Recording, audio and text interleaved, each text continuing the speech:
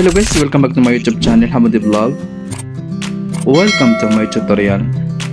So guys, for today's video ay gagawa tayo ng isang tutorial kung saan ipapakita ko sa inyo kung paano mag-add ng local beneficiary Tecmo to SNB mobile application. So tara na guys, simulan na natin.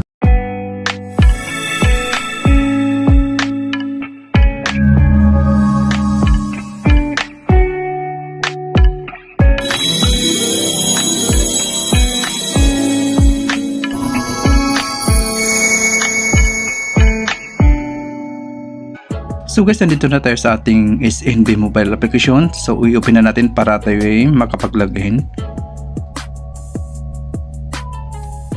Then ilalagay ko na lang yung password kasi nakasave yung username ko dito sa application na to guys.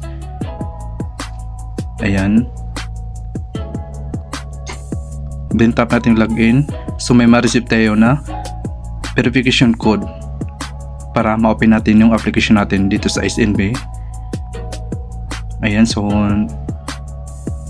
dito guys may makita kayong transfer, SADAD, at saka account management and ATM withdrawal. So ang i-open natin dito guys ay yung transfer. Itatap natin yan guys. Then i-open natin tong local banks. Yan, itap natin yan guys.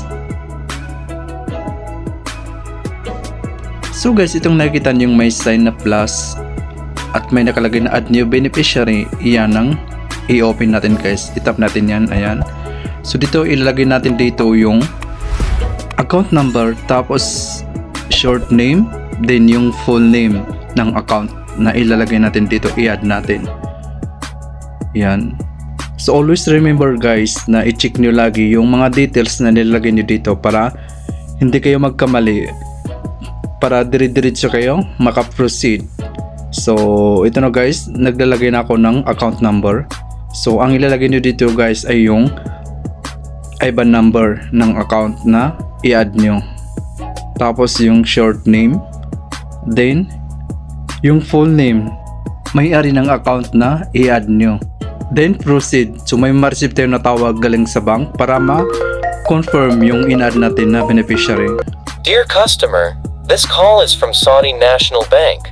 You have requested to activate a local beneficiary. To activate a local beneficiary, please press 1. Dear customer, the one-time transaction password has been sent to you.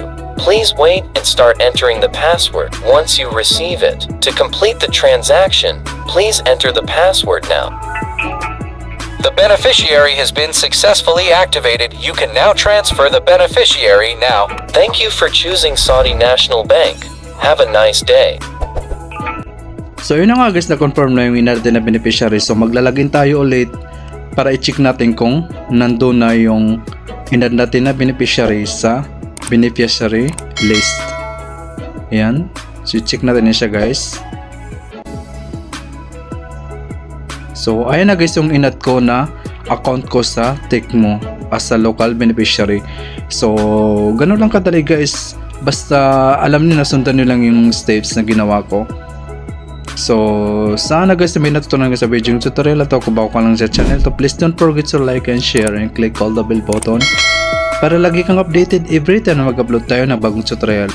Guys, kung may mga questions kayo or suggestion, mag-comment lang kayo sa baba para sagutin po natin yan guys. So hanggang dito na lang guys, maraming salamat, thank you for watching, God bless, stay safe always.